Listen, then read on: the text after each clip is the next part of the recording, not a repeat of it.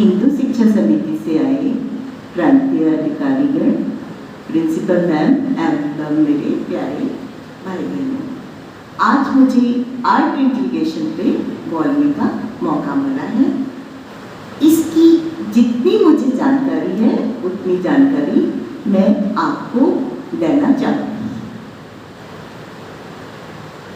CBSE के according 3 चरण निर्धारित किए गए हैं कि हमें जो इंटरनल असेसमेंट करनी है वो कैसे करनी है।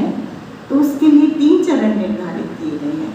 पहला चरण स्मॉल टेस्ट, दूसरा प्रोजेक्ट एक्टिविटी और तीसरा ग्रुप डिस्कशन। तो आज हम प्रोजेक्ट एक्टिविटी पर बात करेंगे। प्रोजेक्ट एक्टिविटीज़ वगैरह ये 11th-12th में तो पहले ही चलते थे, लेकिन अब सीबीएसई ने 1st से 12th तक के लिए ये डिसाइड किया है कि इस तरह के प्रोजेक्ट 1st से ही स्टार्ट किए जाएंगे। तो उसके लिए भी सीबीएसई ने 2 चरण रखे हैं। पहला चरण 9 to 12 हर सब्जेक्ट का अलग अलग प्रोजेक्ट बनेगा और उस प्रोजेक्ट पर बच्चे काम करेंगे और टीचर्स उनको समझाएंगे। लेकिन जो 1st to 8th तक का है उसमें उन्होंने हम एक एक्टिविटी द्वारा ही कितने सब्जेक्ट पढ़ा सकते हैं, उसमें कितने सब्जेक्ट जोड़ सकते हैं, ऐसा कुछ निर्धारित करने को कहा है। तो हम सबसे पहले बात करेंगे कि मैं अपना सब्जेक्ट लेने जा रही हूँ आर्ट इंटीग्रेशन। तो ये आर्ट इंटीग्रेशन क्या है, उसको एक नेम दिया है सीबीएसई ने, आर्ट इंटीग्रेशन। तो ये आर्ट इंटीग्रेशन क्या है? आर्ट आप सभी जानते हैं कि कला है, और कला हम भावों की अभिव्यक्ति को जिस तरह भी यूज करें वो एक कला है। अब इसमें भी 2 कैटेगरी आती हैं। पहली कैटेगरी है विजुअल कैटेगरी, जिसे हम देख सकते हैं, और दूसरी कैटेगरी है परफॉर्मिंग कैटेगरी, जिसको हम परफॉर्म करके दिखा सकते हैं। तो पहली कैटेगरी विजुअल कैटेगरी जैसे कि पेंटिंग वगैरह, और दूसरी category performing category dance, singing, ये सारी दूसरी कैटेगरी में आती है। और इंटीग्रेट का मतलब है जोड़ना। अब सीबीएसई ये चाहती है कि हम एक एक्टिविटी में कितने सब्जेक्ट को किस तरह से जोड़ सकते हैं, वह हम किस तरह करेंगे। तो मैं आज आपको दिखाती हूँ कि हम एक ही एक्टिविटी द्वारा कितने सब्जेक्ट एक ही एक्टिविटी में जोड़ सकते हैं। तो चलिए अब मैं आपको एक्टिविटी दिखाने जा रही हूँ। हेलो हेलो, हाँ जी। तो ये मैंने एक पिक्चर बनाई है, और इस पिक्चर द्वारा हम स्टूडेंट्स को कितने सब्जेक्ट समझा सकते हैं। तो सबसे पहले मैं लेती हूँ मैथ्स। तो सबसे पहले मैंने लिया मैथ्स, और मैथ्स में हम इस एक्टिविटी के द्वारा मैथ्स में क्या समझा सकते हैं। तो देखिए, इसमें हम शेप्स समझा सकते हैं। शेप्स ये हमने कितनी शेप्स हैं, कौन कौन सी शेप्स इसमें नज़र आ रही है। तो हमने देखा इसमें ट्रायंगल नज़र आ रहा है, इसमें रेक्टेंगल नज़र आ रहा है, इसमें सर्कल नज़र आ रहा है। तो ये हम इसी एक ही एक्टिविटी में मैथ्स का शेप समझा हैं। दूसरा फ्रैक्शन हम समझा सकते हैं कि ये देखिए गाइड है, इसमें 1 भाग हमने शेप किया हुआ है, तो ये 1/4 बनेगा। 4 पार्ट में से अगर हम पार्ट सेलेक्ट करते हैं और ये मैंने ये पार्ट सेलेक्ट किया है, तो ये कितना फ्रैक्शन बनेगा 1/4। तो हम इस तरीके से मैथ्स समझा सकते हैं। इसमें हम लैंग्वेज में इंग्लिश भी समझा सकते हैं।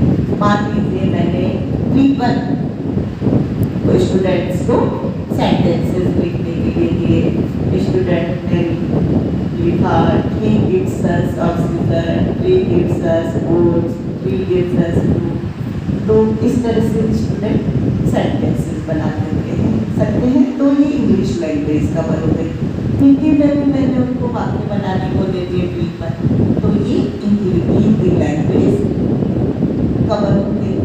अब ईवीएस की बात, तो ईवीएस में भी हम अगर माउंटेन्स के बारे में बता रहे हैं, सन के बारे में बता रहे हैं, ट्रीज के बारे में बता रहे हैं, रिवर्स के बारे में बता रहे हैं, तो ये सारा ईवीएस में कवर हो जाता है इस एक एक्टिविटी के द्वारा।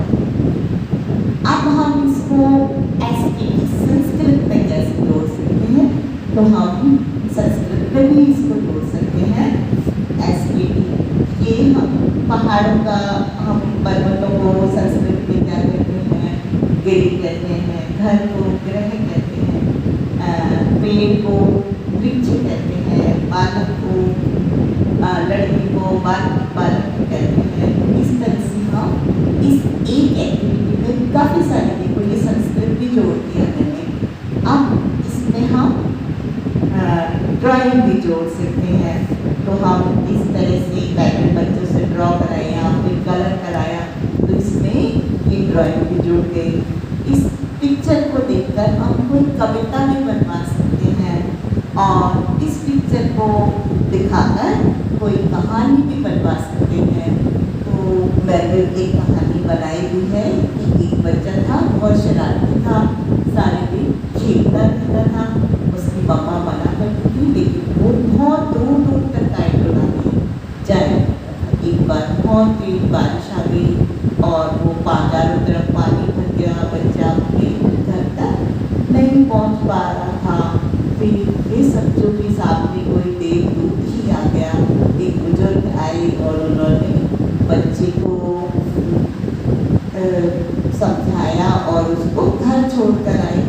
बेटी घर से दूर नहीं आना चाहिए, बड़ों का कहना मानना चाहिए। उस दिन से वो बच्चा बिल्कुल सुधर गया। तो इसी तरह से हम कोई कविता भी इसको देखकर बना सकते हैं। हम इसको म्यूजिक से भी जोड़ सकते हैं, जैसे कि आपको राष्ट्रीय गान का पता ही है कि विंध्य, हिमाचल, यमुना, गंगा, ये सारी चीज़ें सुनाती हैं। या एक हमारा गाना है, नदियाँ न पिए कभी अपना जल, वृक्ष न खाए कभी अपना फल, अपने तन मन को ईश को दे देना रे, ये सच्चा इंसान रे, ये सच्चा इंसान रे। तो देखिए कितनी सारी सब्जेक्ट एक ही एक्टिविटी में जुड़ गए और यही आर्ट इंटीग्रेशन है, जो एक ही एक्टिविटी द्वारा काफ़ी सारे सब्जेक्ट कवर करवाता है। अब मैं आपको बताऊंगी कि हम इस प्रोजेक्ट को तैयार कैसे करें। तो सबसे पहले हम स्टूडेंट को एक्टिविटी करवाएंगे, उनसे ड्रॉ करवाएंगे, फिर 5-6 स्टूडेंट उस एक प्रोजेक्ट में जोड़ेंगे और कोई उसमें ड्रॉ करेगा, कोई उसमें कलर करेगा। किसी की क्ले मॉडलिंग अच्छी है तो वो क्ले मॉडलिंग करेगा, कोई उसमें सेंटेंसेस लिखेगा जिसकी राइटिंग अच्छी है। इस तरह से हम काफ़ी सारे स्टूडेंट एक ही प्रोजेक्ट में जोड़कर उनको करवाएंगे और इस तरह से जब हम करवाएंगे तो उनकी क्या रुचि है, किस में वो ज़्यादा अच्छा करते हैं, हमें पता चलेगा। हम उनको उसी में आगे बढ़ाएंगे। और दूसरा, हम कोई भी लेसन करवाने से पहले अगर इस तरह की एक्टिविटी पहले करवा देंगे तो उनको समय ज़्यादा भी आएगा।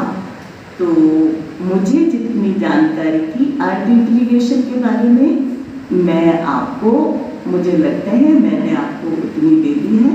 अब मैं स्थान ग्रहण करना चाहती हूँ। Thank you.